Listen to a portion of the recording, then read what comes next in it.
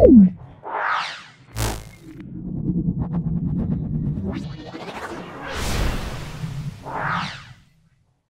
আমরা দুটো স্কুল করব, সেটা হলো মেদিনীপুর কলেজিয়েট স্কুল এবং বহরমপুর জেন একাডেমি। এই দুটো স্কুল আমরা সলভ করছি। ভিডিওটা প্রথম থেকে শেষ পর্যন্ত দেখো, অবশ্যই ভিডিও থেকে উপকৃত হবে। চলে এসো প্রথম স্কুলটায়।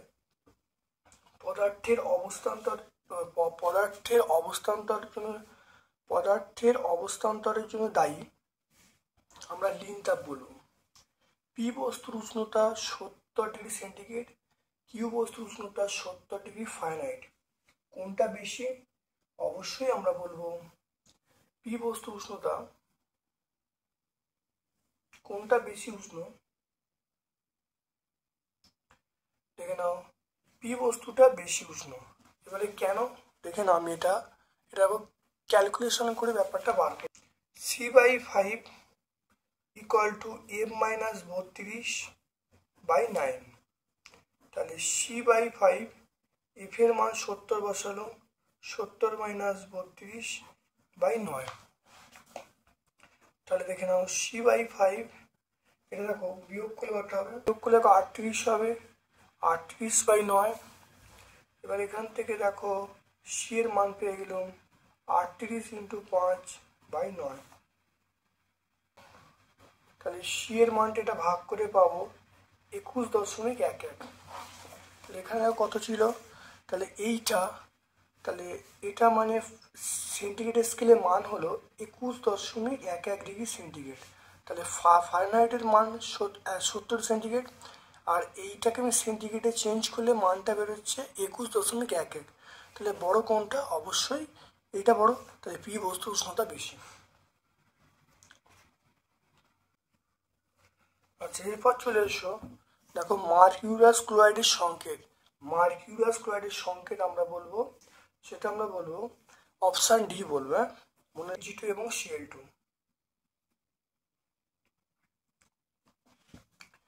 এরপর দেখে নাও 2 এর দাগে 27 ডিগ্রি সেন্টিগ্রেড মানে, তাহলে 27 + 273, এটা যোগ করলে কত হবে? 300 কেলভিন। তাহলে আমরা বলবো 300 কেলভিন। কার্বন মনোঅক্সাইড যৌগের যোজ্যতা, কার্বনের যোজ্যতা আমরা বলবো 2। কার্বন মনোঅক্সাইড যৌগের কার্বনের যোজ্যতা আমরা 2 বলবো। তারপর এখানে 1 কেজি জলের উষ্ণতা 30 সেন্টিগ্রেড থেকে 90 সেন্টিগ্রেড করা হলো, কি পরিমাণ তাপের প্রয়োজন হবে? দেখে নাও তিনেরটা। তাহলে জলের ভর m সমান আমরা বলবো 1 কেজি।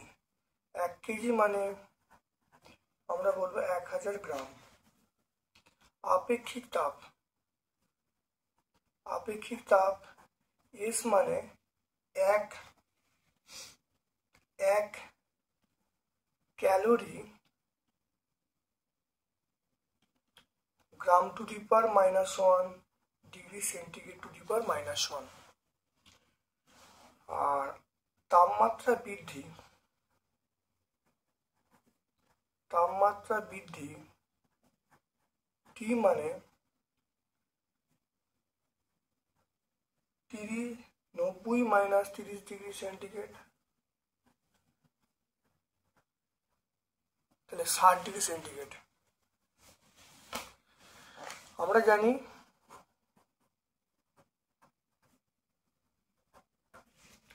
এটা হলো H সমান mst। m এর মান 1000, s এর মান 1, t এর মান 60। এটা করলে কত হবে? দেখো আমরা বলবো 60,000 ক্যালোরি। তাহলে কত বলবো? 60,000 ক্যালোরি। H মানে mst, তাহলে প্রয়োজনীয় তাপ। H মানে কি? এটা প্রয়োজনীয় তাপ, এটা কত? H।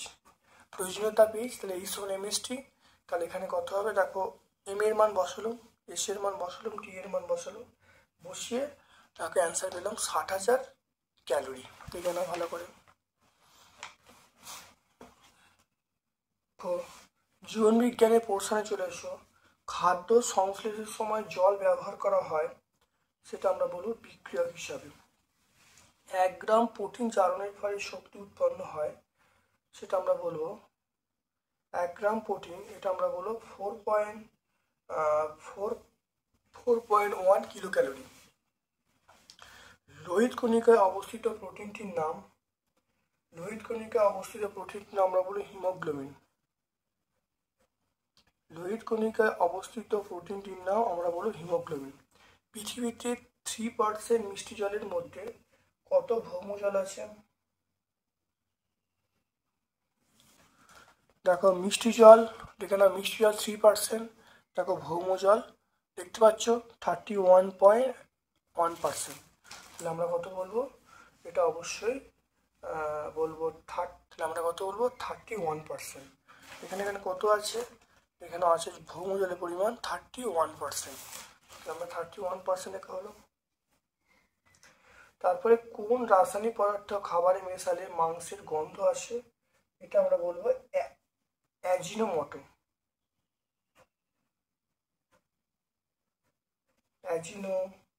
অ্যাজিনোমোটো। তারপর দেখো রক্তের শর্করা নিয়ন্ত্রক জিঙ্ক রক্তকে জমাট বাঁধতে সাহায্য করে, এটা আমরা বলবো ক্যালসিয়াম। ম্যারাজমাস এবং কোয়াশিকরের মধ্যে পার্থক্য?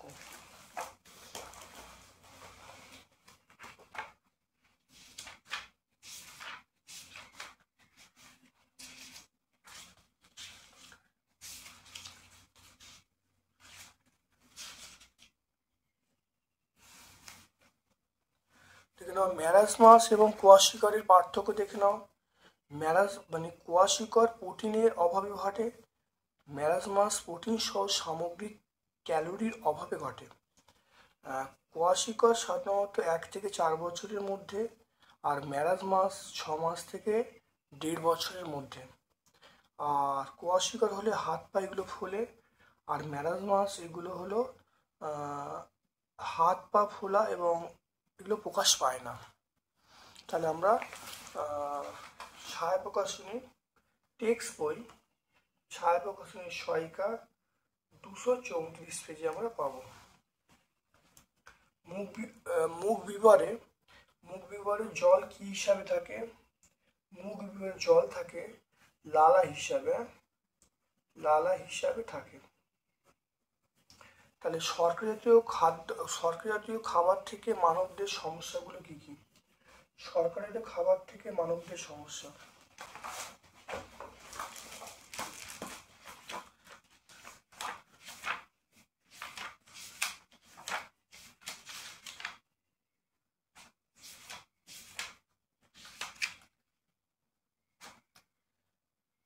শর্করা জাতীয় খাবার থেকে মানবদের সমস্যা দেখে নাও। এটা হলো এই শর্করা জাতীয় খাবার, তার থেকে সমস্যা মধুমেহ রোগ হয়। দেখে নাও, আমরা মধুমেহ রোগের সমস্যা হয়, অর্থাৎ হৃৎপিণ্ড বৃক্ক চোখের সমস্যা হয়, এর ফলে মধুমেহ রোগ হয়।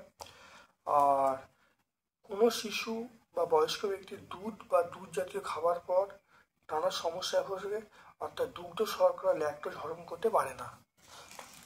এটা আমরা টেক্সট বই 151 পাবো, টেক্সট বই 151 পেজে পাবো। এরপর দেখো পরের স্কুলটা আমরা চলে আসছি, সেটা হলো বহরমপুর জেন একাডেমি।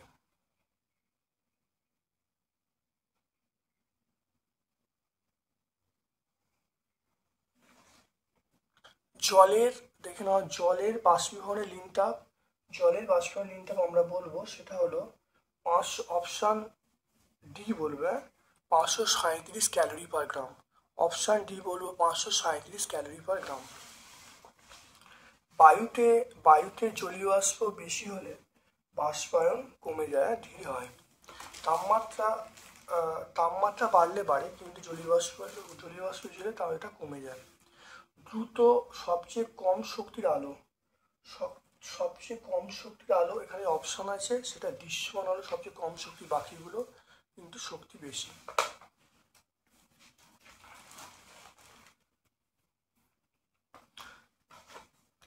তারপর দেখে নাও চুম্বক দৈর্ঘ্য এক্স, জ্যামিতি দৈর্ঘ্য ওয়াই, এদের মধ্যে সম্পর্ক। এটা আমরা বলবো এক্স বাই ওয়াই, এটা এক্স বাই ওয়াই সমান 100/86। এটা আমাদের ফার্স্ট ইউনিটের কোনো পার্ট নয়, এটা চুম্বকের প্রশ্ন। আমরা ফার্স্ট ইউনিট শুধুমাত্র তাপ হবে, এটা কিন্তু আমার সেকেন্ড ইউনিটের পার্ট। তবু অ্যান্সারটা হয়ে যাবে, সেটা হলো এক্স বাই ওয়াই সমান 100/86। মুক্তভাগে ঝুলন্ত একটি চুম্বক অনুভূমিকভাবে থাকে, অনুভূমিকভাবে থাকে, এটা হলো আমরা বলবো চুম্বক বিষুবরেখায়। এরপর দেখো লিন তাপ কাকে বলে, দেখে নাও 2-1 দেখো লিন তাপ কাকে বলে। ঘরের লিন তাপ কাকে বলে? একক ভরের কোনো পদার্থের উষ্ণতার পরিবর্তন না ঘটিয়ে অবস্থার পরিবর্তন ঘটালে যে পরিমাণ তাপ গ্রহণ বা বর্জন করতে হবে তাকে আমরা লিন তাপ বলবো। ঘরের গরমকালে ঘরের দরজা খোলা রেখে ভেজা পারদ টাঙানো হলে ঘর বেশ ঠান্ডা হয় কেন? গরমকালে ঘরের দরজা খোলা রেখে ভেজা পর্দা টাঙানো হলে ঘরটা বেশ ঠান্ডা হয় কেন? দেখে নাও। গ্রীষ্মকালে দেখো, গ্রীষ্মকালে ঘরের দরজায় পর্দা টাঙানো হলে ঘর ঠান্ডা থাকে।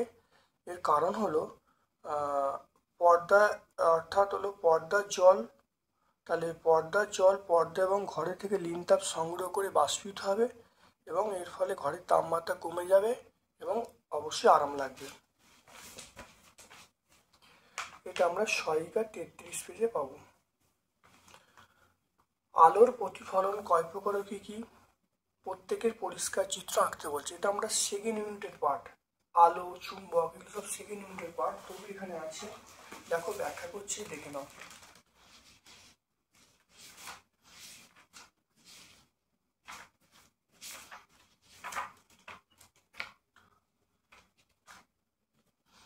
দেখো এটা দেখো, একটা হলো নিয়মিত প্রতিফলন আর একটা হলো বিক্ষিপ্ত প্রতিফলন। নিয়মিত প্রতিফলন বলতে ধরো যখন মসৃণ তলে প্রতিফলন ঘটে নিয়মিত প্রতিফলন, ছবিটা আমরা এই ছবিটা আঁকবো। আর যখন অমসৃণ তলে প্রতিফলন ঘটে তখন তাহলে বিক্ষিপ্ত প্রতিফলন, এই ছবিটা আঁকবো। তাহলে আমরা টেক্সট বই 28-29 পাবো। টেক্সট বই 28, টেক্সট বই 29 পাবো। সাধারণ চুম্বক এবং সাধারণ চুম্বক তড়িৎ চুম্বকের পার্থক্য বলতে বলছে। সাধারণ চুম্বক এবং কৃত্রিম চুম্বকের পার্থক্য, এই কৃত্রিম চুম্বকটাই তোমাকে তড়িৎ চুম্বক বলবে।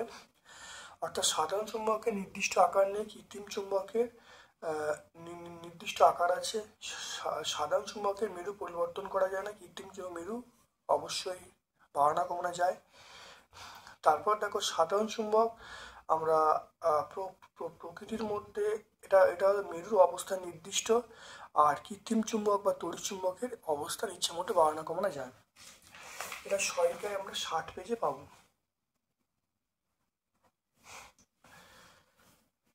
এরপর চলে এসো, দেখো বিস্তৃত আলোকউৎসের সামনে বড় অস্বচ্ছ বস্তু রাখলে কিভাবে প্রচ্ছায় এবং উপচ্ছায় সৃষ্টি হবে চিত্র দিতে বলছে।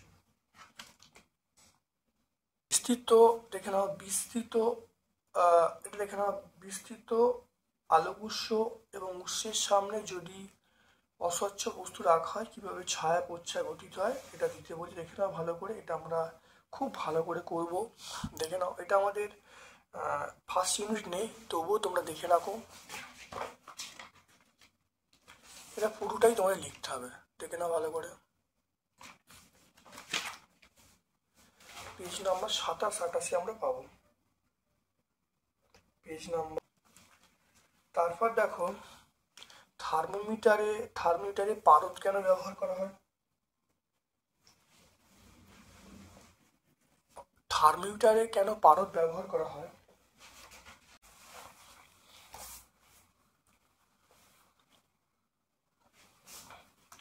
তারপর দেখে নাও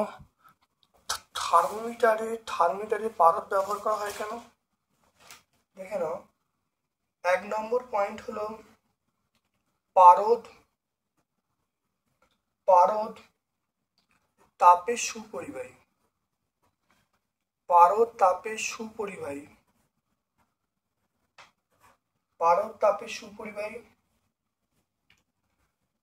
তাই সহজেই বস্তু থেকে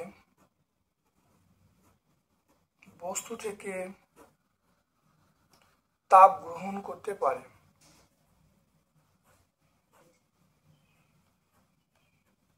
তাহলে পারদ তাপের সুপরিবাহী, তাই সহজেই বস্তু থেকে তাপ গ্রহণ করতে পারে। নাম্বার 2 হলো পারদ কাঁচের গায়ে লেগে যায় না। পারদ কাঁচের গায়ে লেগে যায় না, তাই নলের ভিতর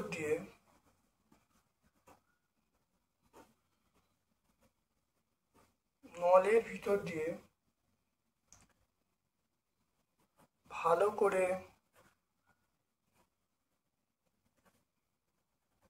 দেখা যায়।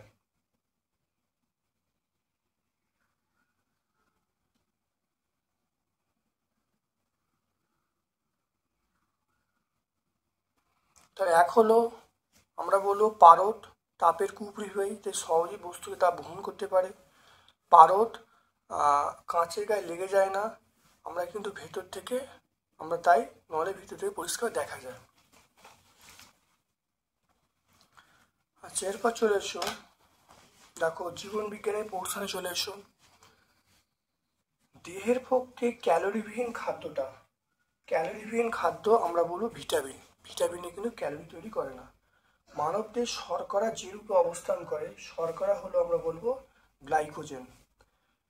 মানবদেহে যে ভিটামিনের সংশ্লেষ সম্ভব, মানবদেহে যে ভিটামিন সংশ্লেষ হয় সেটা হলো ভিটামিন ডি। আমরা ভিটামিন ডি মানবদেহে সংশ্লেষ হয়। তারপর দেখো ড্যাশ একটি সুষম খাদ্য উদাহরণ, আমরা বলবো দুধ হলো একটি সুষম খাদ্য উদাহরণ। ভিটামিন বি কমপ্লেক্সের অভাবে ড্যাশ রোগ হয়, সেটা আমরা বলবো বেরি।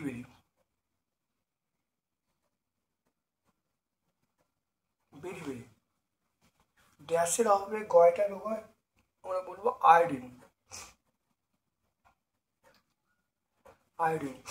চুল এবং মুখে যেটা থাকে সেটা হলো কেরাটিন। চুল এবং নখে যেটা থাকে সেটা হলো কেরাটিন।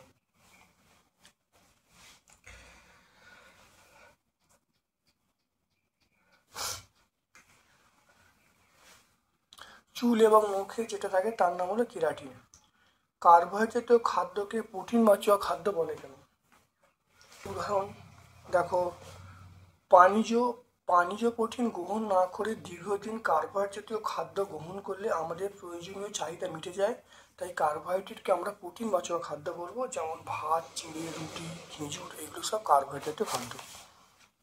এটা সহায়িকা 219 পেজে পাবো। মধুমেহ দেখে নাও, মধুমেহ রোগের কারণ।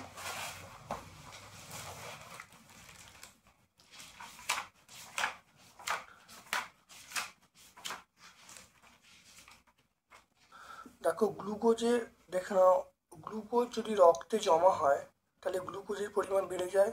তাহলে গ্লুকোজ তখন রক্তের মাধ্যমে ঘুরতে থাকে, তাহলে এবং যতক্ষণ না মূত্রের মাধ্যমে বাইরে বার হচ্ছে তখন গ্লুকোজ শরীরের বিভিন্ন অংশে সমস্যা সৃষ্টি করে, একে আমরা মধুমেহ বলবো। তাহলে মধুমেহ রোগের কারণটা এখানে পরিষ্কার পেয়ে গেলাম। তাহলে এটা টেক্সট বই আমরা 151 পেজে পাবো। অ্যান্টি স্টেরিলিটি অথবা বন্ধ্যাত্ব প্রতিরোধী ভিটামিন কোনটা? বন্ধ্যাত্ব প্রতিরোধী হলো ভিটামিন ই, আমরা বলি ভিটামিন ই বলবো।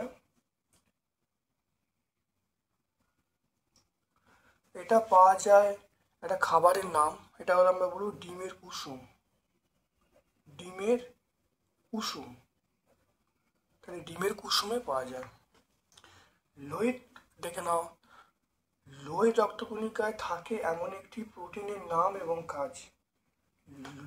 লোহিত রক্তকণিকায় থাকে এমন একটি প্রোটিনের নাম হলো হিমোগ্লোবিন। এটা বলবো হিমোগ্লোবিন। আর কাজটা কি?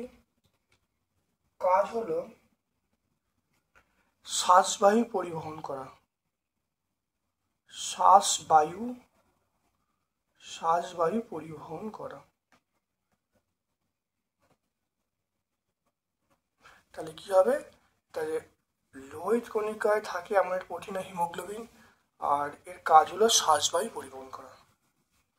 তাহলে আজকে আমরা এই দুটো সেট একসঙ্গে সম্পূর্ণ ব্যাখ্যা করলাম। ভিডিওটা প্রথম থেকে দেখো, অবশ্যই উপকৃত হবে।